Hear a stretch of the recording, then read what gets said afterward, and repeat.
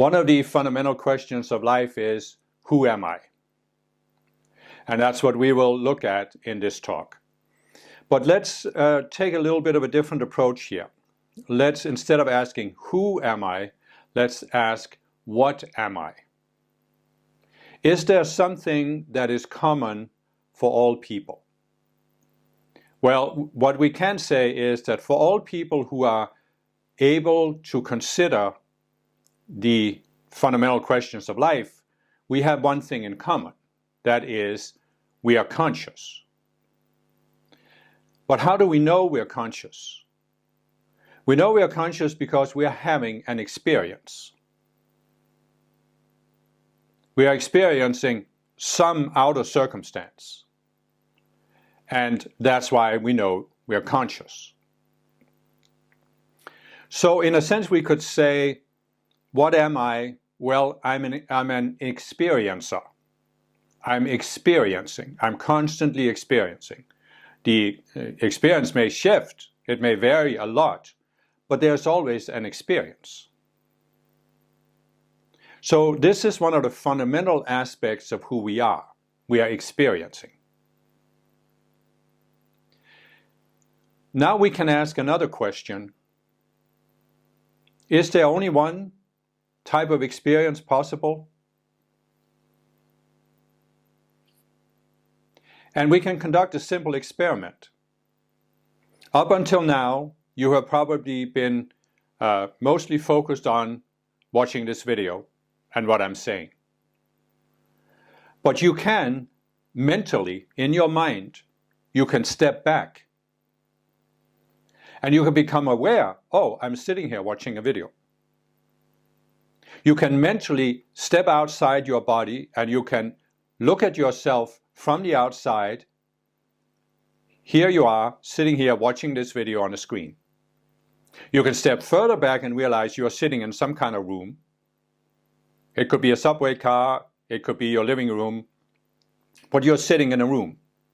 You can step back from that and realize this room is in some kind of structure. It could be a train, it could be a car, it could be a house. Then you can step back again and say, well, that structure is in some kind of environment. It could be a city, it could be in the countryside, it could be a boat on the ocean, whatever. You can step further back and realize that your environment is on a planet called Earth, which is floating in space. You can even step far back and see the Earth from a distance. And what have we just done? Well, we have demonstrated there are two kinds of experiences that are possible. We can have an experience where we are absorbed in the experience. We are immersed in the experience. We are conscious. We are having a conscious experience. But we are so focused on the contents of consciousness, the experience itself, that we're not even really realizing that we are experiencing. And then the other type of experience is we can step back and become conscious that we are having a conscious experience. We can become aware that we are conscious. So, who am I? Well, what if we asked a different question? Am I a fixed being, an unchangeable being, or am I a changeable being? Now, I said in my last video, I talked about scientific materialism, which claims that our conscious experiences are a product of the way our neurons, the neurons in our brains, are firing. And what scientists have been trying to do is to discover these invariable laws of nature. A couple of hundred years ago, scientists had come up with this view that the universe was like a grand machine. And there were certain cogs and levers in the machine and wheels that were turning, but there were also certain principles, certain laws that determined how those wheels were turning and what they could produce, which means they believed that the universe was deterministic. Everything could be predetermined. If you knew the initial condition of the machine, if you knew the laws that guide the machine, you could predict everything that was going to happen as the wheels were turning. And so back then they would have said, well, we human beings are not changeable beings. And you can actually see, if you look back at history, you can see many societies who have had versions of this belief. For example, in India, you have the caste system. If you are born in a certain family, that family is in one of these 4 castes, and you're going to be in that caste for the rest of your life. There's no upward mobility. There is a glass ceiling. If you were born in the lowest class, you're going to live your whole life in the lowest class. You can see in the medieval Europe, the feudal system, there was a feudal lord, a nobleman who owned a large piece of land, and all of the peasants who lived on that land and who worked on that land were the property of the nobleman. And if you were born a peasant, you would be a peasant your entire life. Again, no changeability, no upward mobility. And so you can see that for a very large part of human history, we have had societies that were dominated by a small power elite who believed and who projected that they were in a privileged position, and that the majority of the population were born into a fixed position that they couldn't overcome. They couldn't transcend it. If you were born as a peasant, you would always be a peasant. You certainly couldn't become a king or a nobleman. So what we also see is historically there was a big shift when democracies came into being. Because a democracy is based on the fundamental realization that all human beings were created equal. And they were endowed by their creator with certain rights that no institution on earth, including a power elite, has the right to override. And which means that in a democratic society, there is upward mobility. You can be born in a working class family, but you can still, at least in some countries, you can still get an education. You can become a scientist or a politician, and you can raise yourself, or a businessman, you can raise yourself beyond the status you were born into. So what we can see here is that for much of history, the dominant view in society has been that we human beings are not changeable beings. We are born into a certain status, a certain state in society, and there's not much we can do to get beyond it. But in a democracy, this view has been replaced by the view that we are actually changeable beings. And so now the question becomes, I've said, we are experiencers. We are constantly experiencing. So the question is, are we condemned by some force outside ourselves to continue to have the kind of experience of life that we're having right now? Or do we have the ability to step back and say, I want to change my life experience. I have had enough of the kind of life experience I'm having. I want to have a different life experience, a higher life experience, a richer, deeper life experience. Can we do that? And of course, scientific materialism says we can't. This is all an illusion. Whatever has been shown in the history of democracy is an illusion. You can look back at history and say, even in these repressive societies, there were some people that were able to change themselves. You can see many people today who have come to a certain determination. I want to change myself. And they have done it. Millions of people in today's world have done this. But according to materialism, this is all an illusion. Because you're not a conscious being, you don't have free will, you don't have the ability to step back and say, I want to change my life experience. Because your life experience is a product of how your neurons are firing. And your conscious mind is an epiphenomenon. It's a product of the neurons firing, and the neurons are unconscious. So the neurons can't step back and say, I want to fire in a different way. They just fire the way they fire, and that's it. And you, as a conscious being, you don't exist. So you don't have any power to change your neurons and how they're firing. So this is materialism. According to materialism, you are not a changeable being. If change happens, it's just a product of how your neurons started firing a different way. And there may be certain processes that determine that, but in the end, really, your existence is a product of chance. The way your neurons are firing is a product of your genetic inheritance, maybe even your upbringing, but it's all factors you have no control over. So if you had believed this, you obviously wouldn't be watching this. So what that means is we now need to recognize, who am I? Well, I'm an experiencer. Right now, I'm having a certain experience of life, a certain life experience. But is that all I can have? No. I actually have the potential to consciously and deliberately raise my life experience, change my life experience. Because, as I said, you can become aware that you are having conscious experiences, you can step back from it, you can look at yourself from the outside and say, so far my life experience has been a struggle.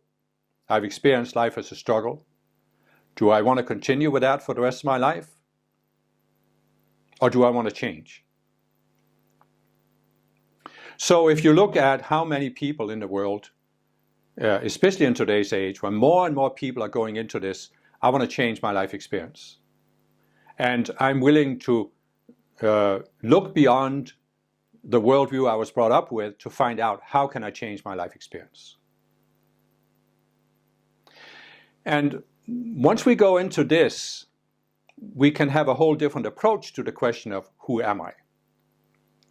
And let's just reach back to what I said in the previous video. I talked about Abraham Maslow, the American psychologist, who came up with this pyramid of human needs. Right? So who am I can be answered at the different levels of Maslow's pyramid. We have at the bottom, we have the physiological needs. And at that level, the question, who am I, is, I'm a physical body that needs to survive and needs to propagate. And I have a right to do whatever I can do to ensure the survival of my physical body.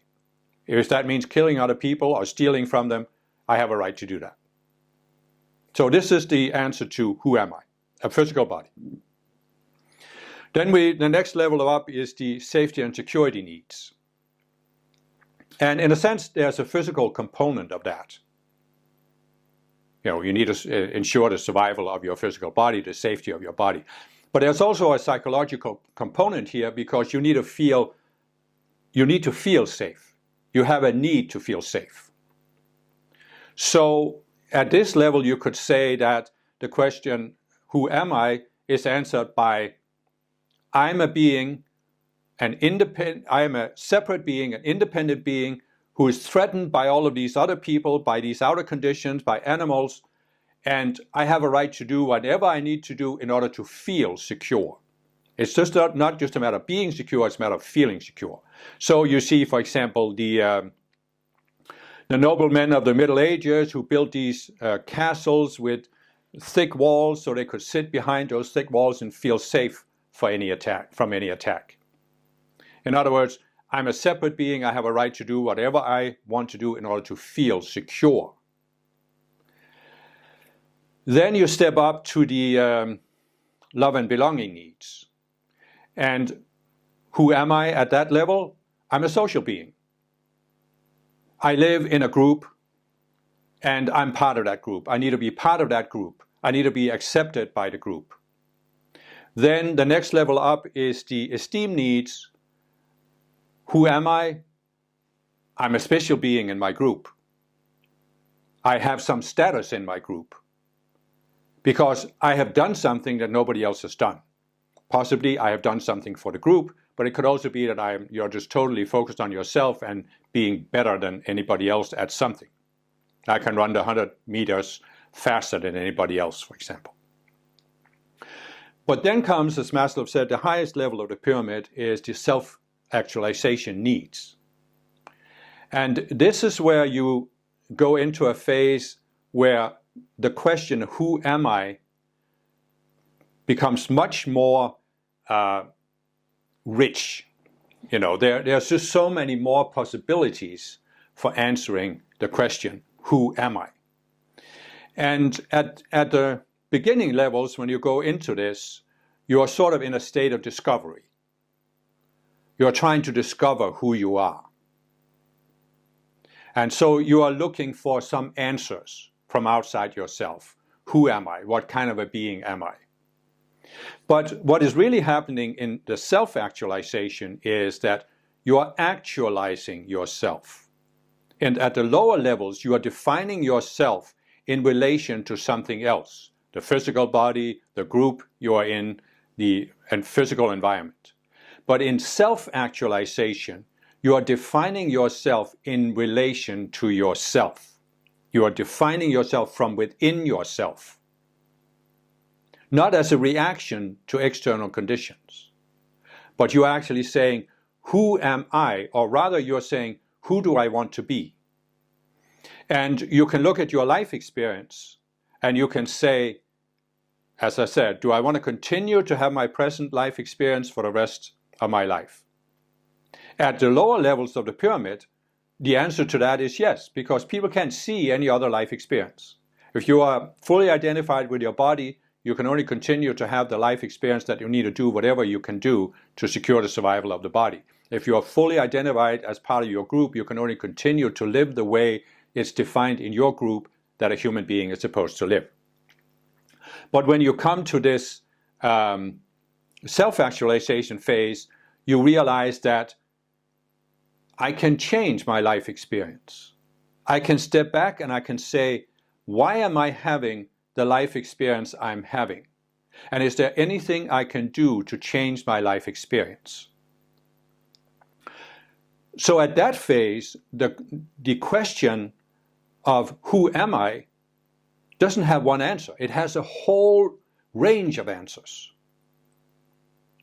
And we can basically say that at any point, you are who you think you are. The person who's identified with his body, he is who he thinks he is. He thinks he's a physical body and nothing else. So even when you start going into self-actualization, you are who you think you are, who you see yourself as being. How do you identify yourself as a human being? What do you think it means to be a human being? But the thing is, when you go into the self-actualization phase, you start realizing you're not a fixed being. You can actually change yourself. But how do you change yourself? You can only change yourself by becoming aware, by stepping back, as I said in the beginning. You step back and realize you are having an experience. And when you realize that you are having an experience, you can start asking yourself some questions. And the first question you can ask is, what determines the experience I'm having? You can look at people, you can see they have vastly different experiences. Vastly different experiences. You can see people who are in very similar physical circumstances, but they have different experiences. One person thinks life is a struggle, another person is enjoying life. One person can't make anything out of life, another person changes himself and improves him or herself. And so you can see that people have many different experiences. So based on this, we can start asking some questions. What shapes our life experience? And what I have explained in some of my other videos, I have a whole series of videos called How the World Works. And what I explain is that when you start looking at why you are having a specific life experience, you can come to realize that your mind has different levels.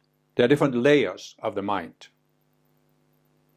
You have a layer of your mind that is very close to and very intertwined with the physical body.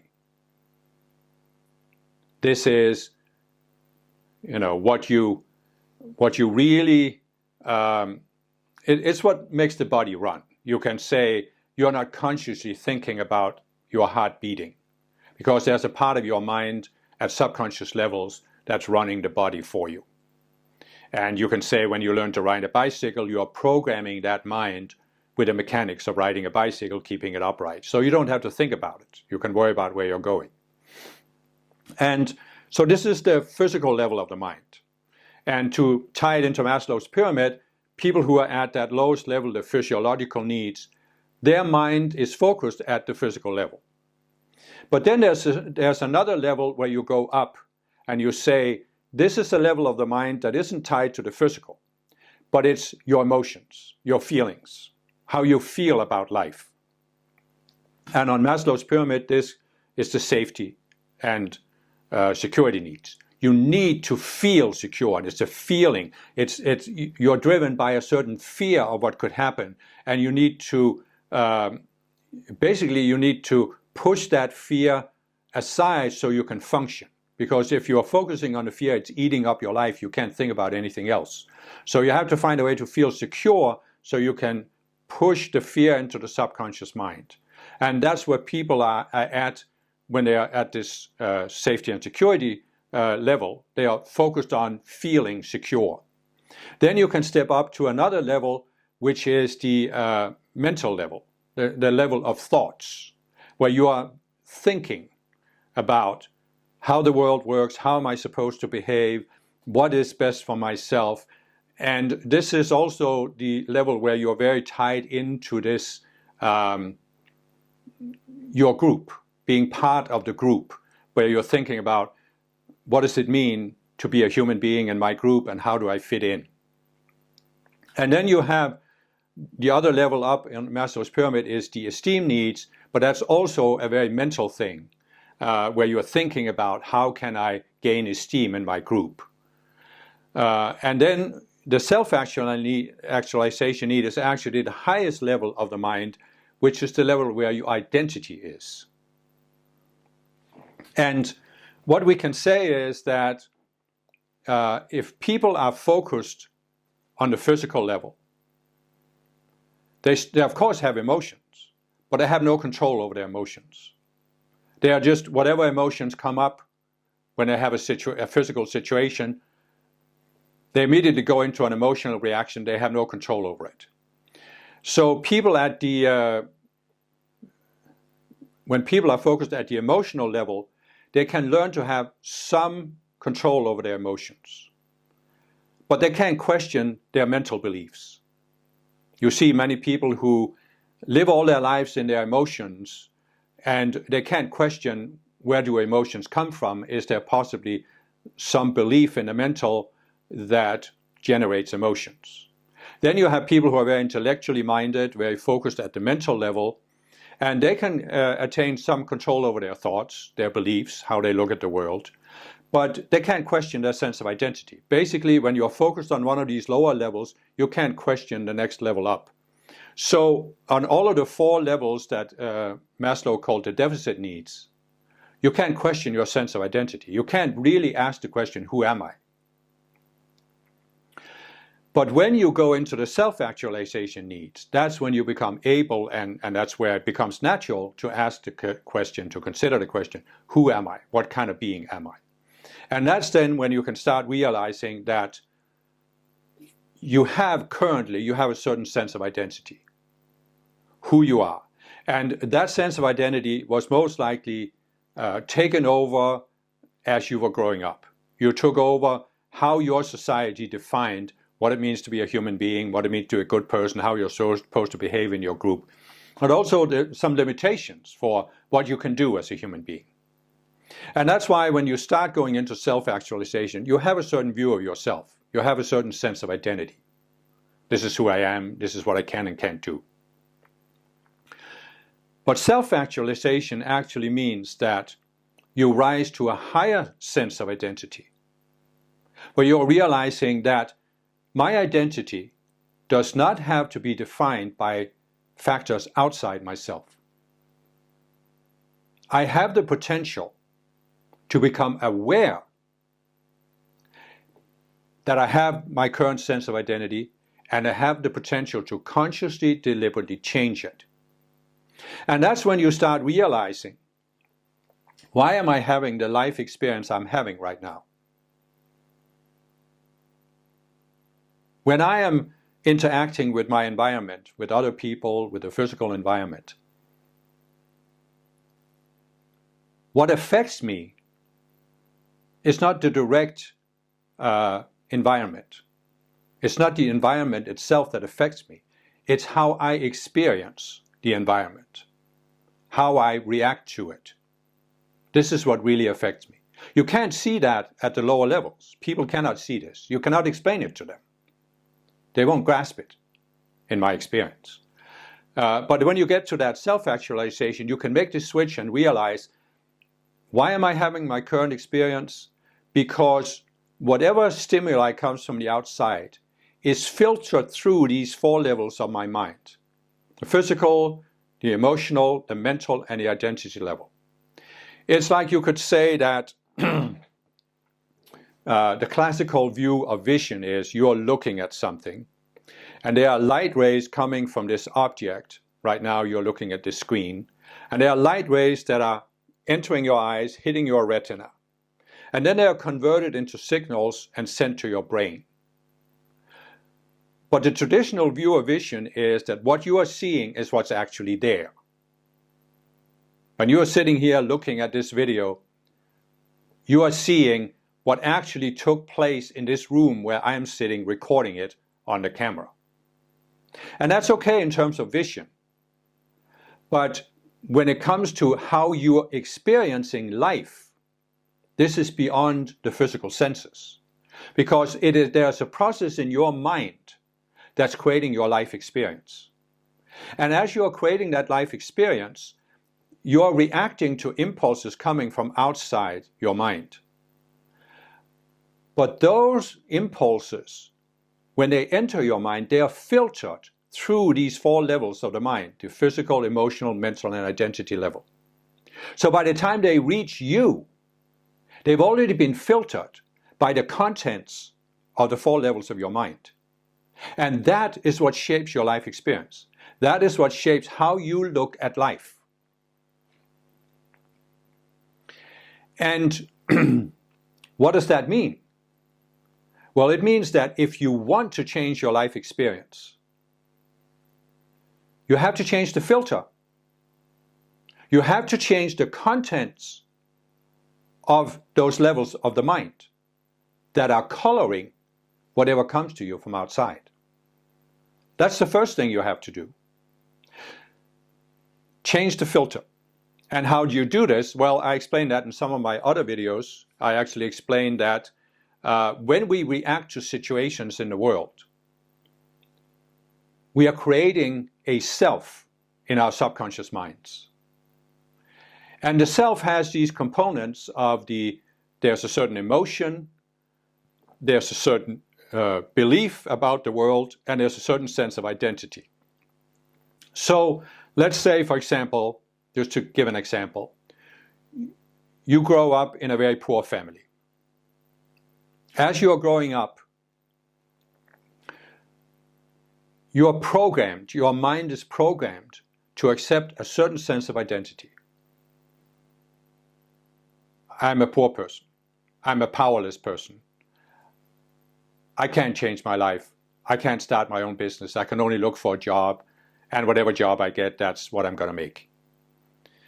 There's a certain mental belief that this is how you can live your life, this is all you can do. And there's a certain feeling, most likely a feeling of powerlessness and frustration.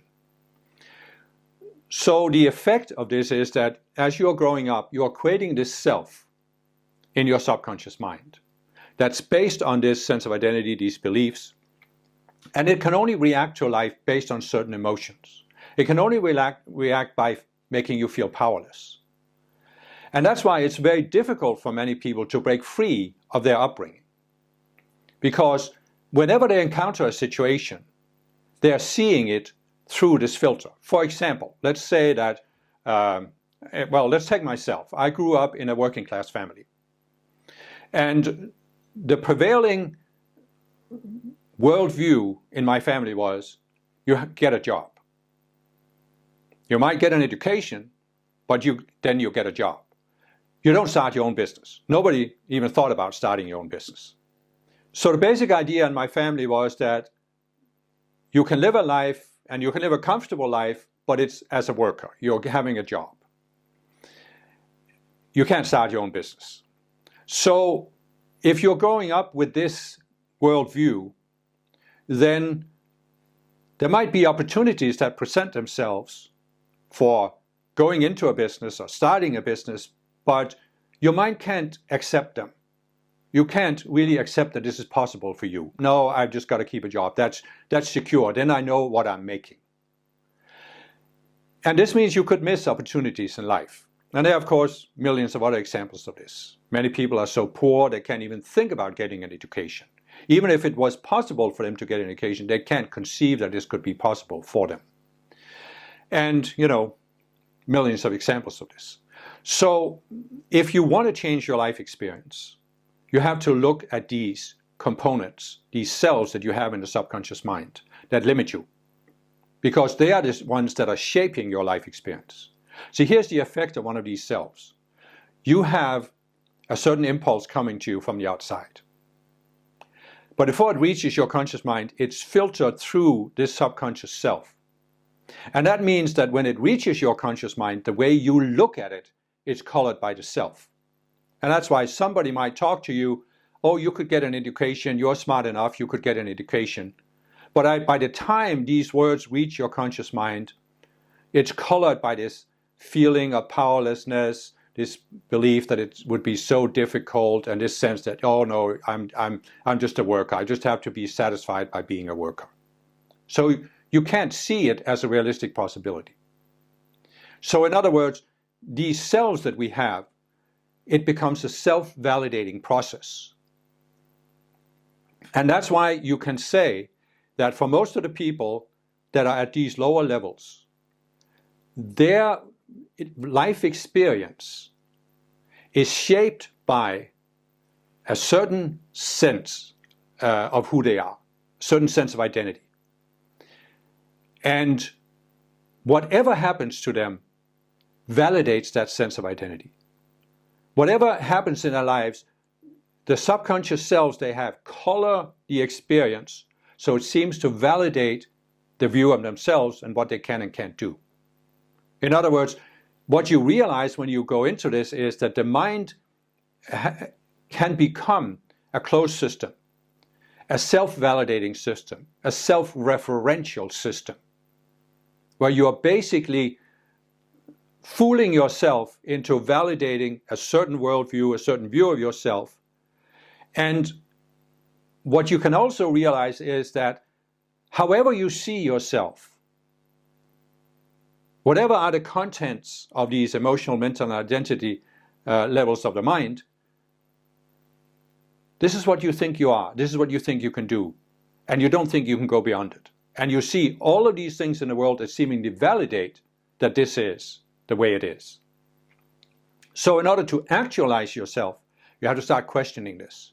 In order to change your life experience, you have to start questioning these components of the subconscious mind that are giving you your current life experience. And this is a process. It's a very possible process, a very doable process, as I explained in some of my other videos.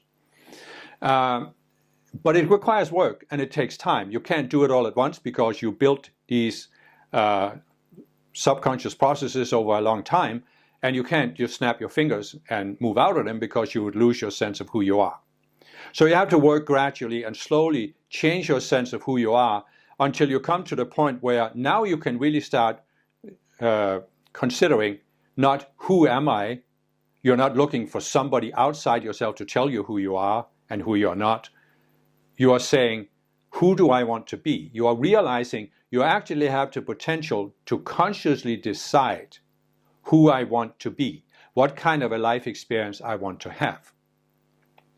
And that is a phase that many, many people in the world, millions of people, especially in the more affluent modern democracies, they have gone into that phase, self-actualization. Not only discovering who I am, but deciding who I am. So we can say, well, who are you really? Well, at a certain level, you are who you think you are, and you can't be any more than you think you are. But in reality, you are a changeable being. And you have the possibility to step back and engage in a process that empowers you to decide who you are and who you want to be.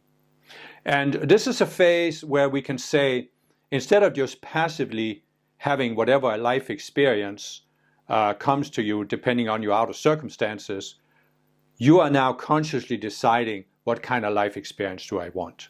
And you do this in two ways. You do this, first of all, by changing yourself. What contents do I have in my subconscious mind? And then when you have gained some mastery over yourself and you can change these contents, you can also start changing your outer circumstances. Because to a large extent, you realize that your outer circumstances are connected to your state of consciousness. And when you have gone through this phase of realizing you can shape your life experience, you can rise to another level. And now you can start considering the question, who I am from a broader perspective. What I've done so far is I have considered the question, who am I, from inside our own minds, from inside our current experience. But when you have realized that you can shape your current experience because you can shape who you see yourself as, you can shape your sense of identity, then you can start considering, well, who am I really? From beyond my own mind, who am I? What I'm saying is there's a phase where you're unconscious and where your sense of who you are is shaped by outside factors or by these subconscious factors that you're not aware of. So you have no conscious power to shape your sense of who you are. Then there's a phase where you begin to realize you can consciously shape your sense of who you are. But when you go higher and higher in that stage, you come to a point where now you can start neutrally considering, who am I really, from a bigger perspective. And I have explained this in some of these videos about how the world works, especially the first one, how the world was created. You might want to take a look at this if this is important for you.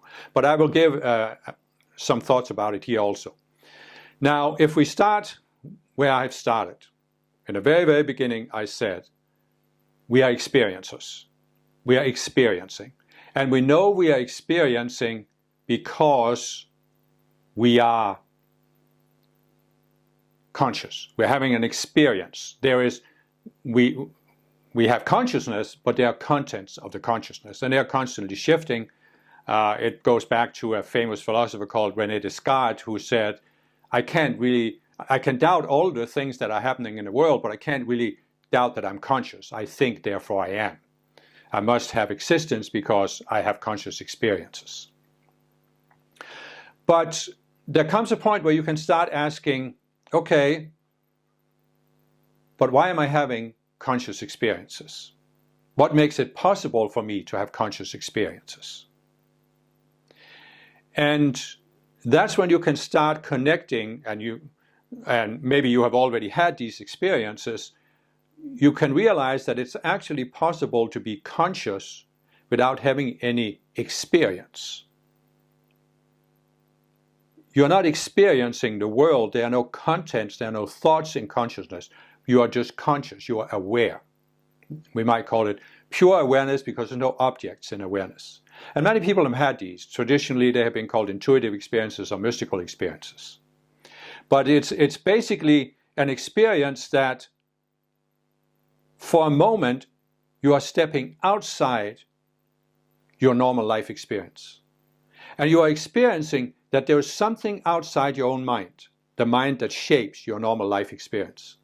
There's a part of you that's outside of this. There's more to me than the contents of my consciousness, my emotions, my thoughts, my sense of identity. There's more to me than that. So once you realize that, you can come to this awareness that many, many people have had, many mystics have had over the years, that you're not actually the outer mind. The outer mind is just a vehicle that you are using to experience the world and interact with the world, to act in the world. So we have the ability to interact with the world around us, with other people, but we have that ability because There is a consciousness that is just consciousness, not the experience, not the contents. And you can think of it as an illustration. Right now you are watching this video on a screen. And you are watching, this person who is waving his hands and the curtains behind him and so forth and so on. But the reason you can watch this is that there's a screen. And the screen, in its pure state, there's no image on it. It's just dark gray or black. You turn your phone off, you turn your tablet off, you turn your computer off, you have a dark screen. Same thing when you're reading a book. You're reading letters that form words that have some meaning to you, but why can you read those letters? Because there's a white page. And the white page has nothing on it, but it's there. And if it wasn't there, the letters couldn't be there. If the screen wasn't there, the picture couldn't be there. So again, if there wasn't a consciousness, a mind that was pure awareness, you couldn't have any contents of consciousness. And the important point of this, coming to this experience, is that this makes it much easier for you to go through this process I've talked about, or let them go of these subconscious selves and shifting your sense of identity. Because all of a sudden you realize I'm more than this outer identity. I'm more than my thoughts, more than my emotions, more than my opinions. And therefore you can much more easily distance yourself from the contents of your mind and let go of something that limits you. Like the sense that you're just a worker and you just have to get a job. You can let go of this consciously when you realize you're more than this. You don't disappear by letting go of this. So once you start having that experience, that you are more than the person you have seen yourself as, you can then start becoming open to considering who are you in a broader context. And I want to just take a minute here and step back. We have these questions about life. And as I've said, throughout the ages, people have come up with various answers to them. And they have often taken this form of an institutionalized answer. This is the absolute authority. This is the absolute truth. This is how it is. And you have to accept this. But as I'm saying is the process we can go through is that we, instead of these institutionalized answers, we seek answers from inside ourselves. Or we seek answers from a source that's outside the material world. So what I'm trying to say is that our questions about life, they all have answers. But what people have traditionally done is they have tried to answer these questions within a certain framework, what some scientists call a paradigm.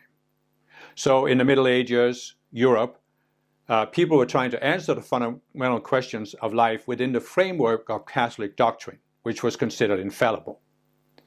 And the result of that was that there were a lot of questions you couldn't really answer, at least not in a satisfactory way.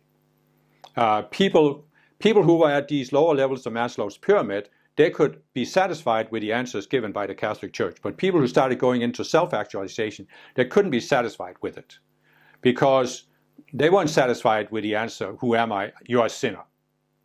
And if you don't obey the church, you're going to go to hell and burn for all eternity. They were not satisfied with this.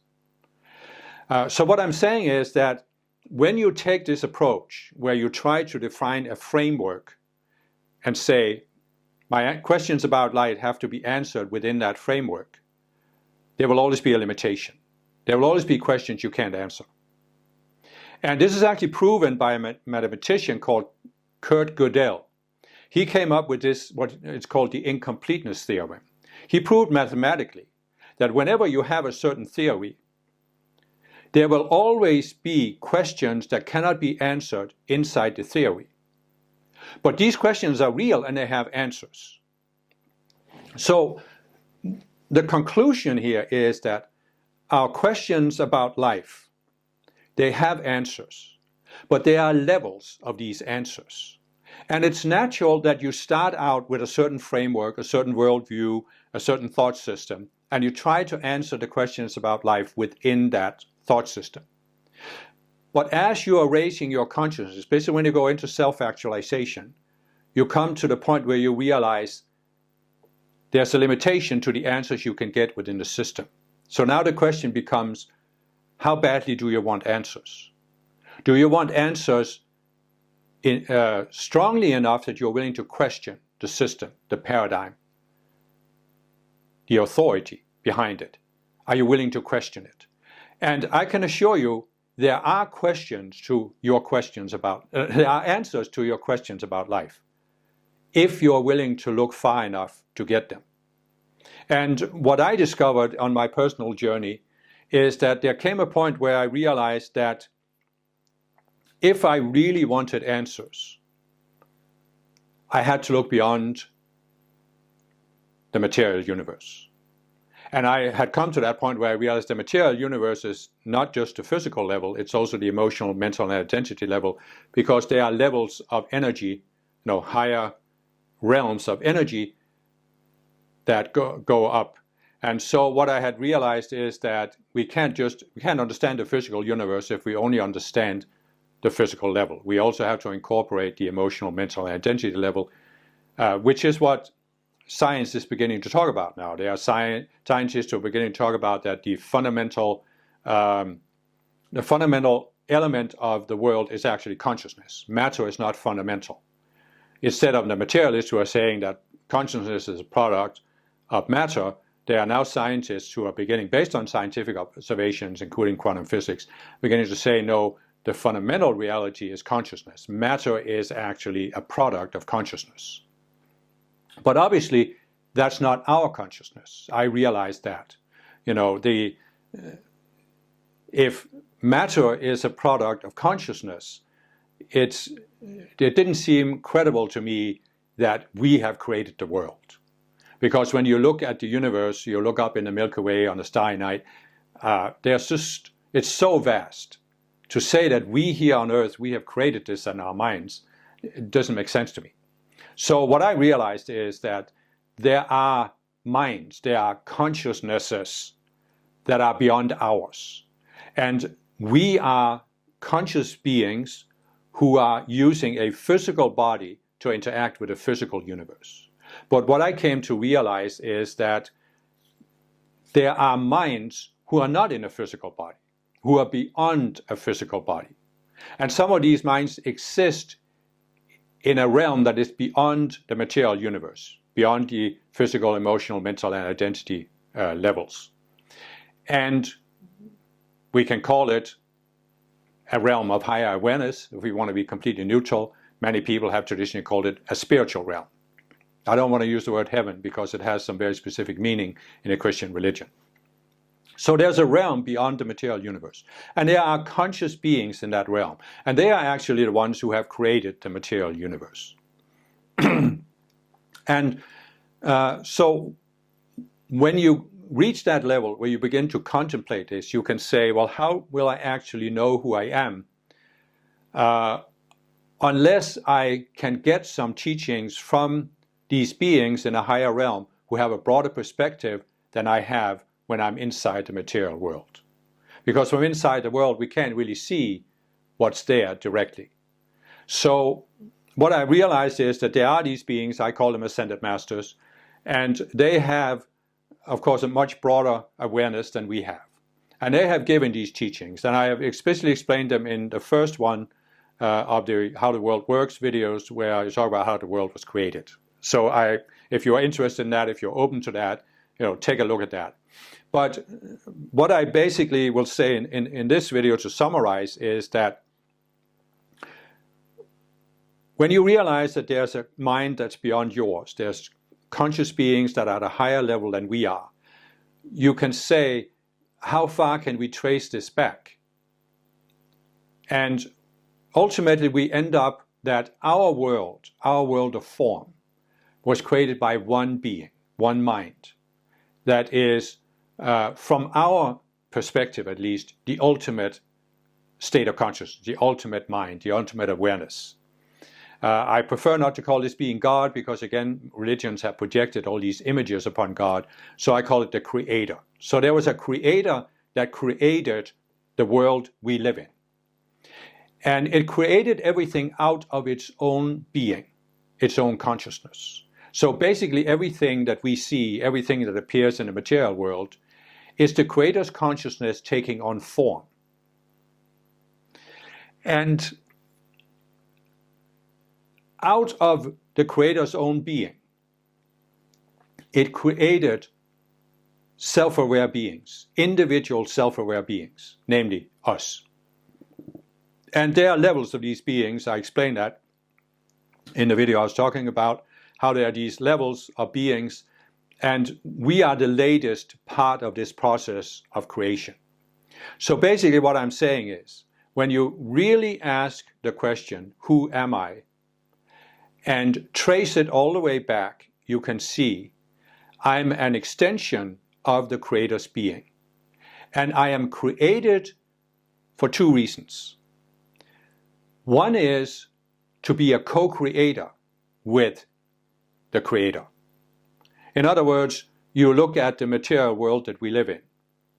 And this world was co-created by a group of beings in the higher realm, the spiritual realm. I call them the Ascended Masters. They created this physical world we live in. In other words, there is a physical world, there is a material world, there are stars and galaxies and planet Earth. It's not just a figment of our imagination.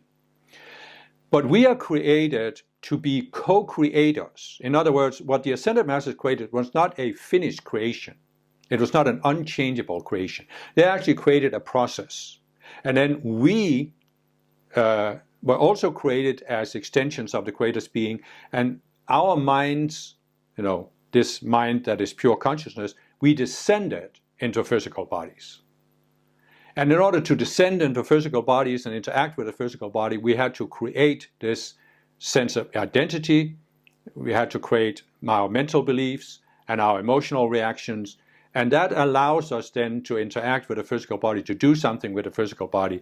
And we are here to help co-create the Earth. And as I explained in the other videos, there came a shift where humankind went into an illusion that we're separate beings, and that's why we have created some of the conflicts, some of the problems like environmental problems and pollution that you see on Earth. And this is because we can either co-create by seeing ourselves as connected beings, realizing who we are, or we can come to see ourselves as separate beings. We think we can do whatever we want and get away with it. And so the question, who am I? The ultimate answer is you are a co-creator. You're a co-creator ultimately with the Creator who created this world of form, but in the more immediate sense, you are a co-creator with the beings who created the Earth. And we are here collectively to decide what do we want to do with this environment we're in. Do we want to create the kind of mess we have right now, or do we want to create a higher form of life? And the only way to change this is to realize what we have created so far is what we have projected with our minds. The conflicts, the pollution, the poverty, these are not natural conditions. This is something that humankind has collectively created because we have been trapped in this lower state of consciousness, the illusion that we are separate beings. In order to change that, we have to raise our own consciousness. We have to overcome these subconscious cells that we have. We have to discover the principles that the Ascended Masters used when they created the Earth, so that we can create a sustainable society where we are working with the Ascended Masters to create a higher form of life. We can overcome poverty, pollution, conflict, warfare. All of these things we can overcome by co-creating. But what we have done so far is decreating by seeing ourselves as separate beings. And I explain this in much more detail in my How the World Works videos, so I don't want to go into it here because it's too long, it's too much. But anyway, the ultimate answer to the question, who am I? I am a co-creator with my Creator, with my source. And I have the potential to finish, or not finish, but be part of the creation of the world I'm in. But there is a higher level we can go to, because this is not the only purpose to co-create. we are actually, the purpose is actually that we start out as an individual being who has, we might call it a point-like sense of identity, a point-like sense of self. It's like you're standing in a big dark space and you have a little flashlight, and the flashlight can light up a little bit of a circle around you.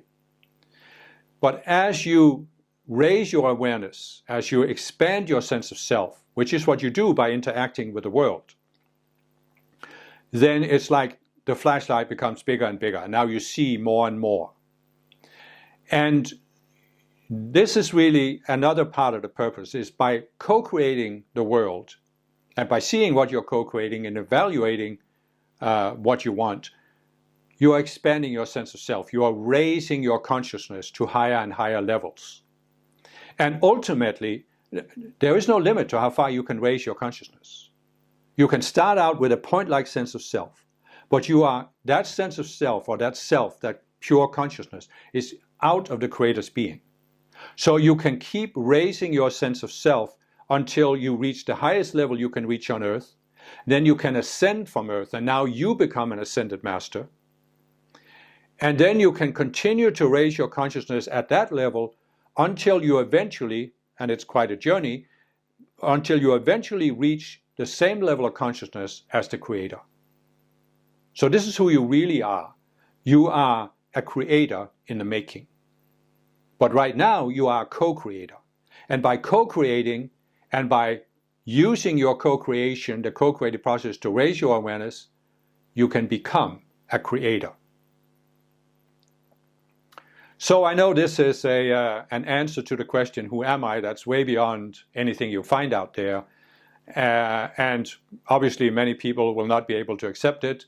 But if you have watched to this point, if you have managed to watch this long, then it must have meaning to you. It must resonate with you. There must be something in you that makes you sense, there's something here. There's something here I need to consider.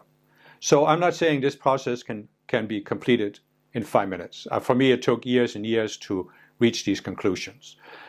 So you can also go back in the video and say, no, this is what resonates me more. I'm at this level, so this is what I'm going to focus on. There's nothing wrong with that. You can always later come back and consider these more cosmological answers to who am I. But I certainly hope that this has given you something you can use to improve your current life experience. Because after all, it's one thing to say who we are in the cosmological perspective. But in the here and now, we are who we think we are. We are who we experience ourselves as being. So the only thing that really matters is, do you want more of your current life experience, or do you want more than your current life experience? And hopefully I have now given you some understanding of how to have more than your current life experience.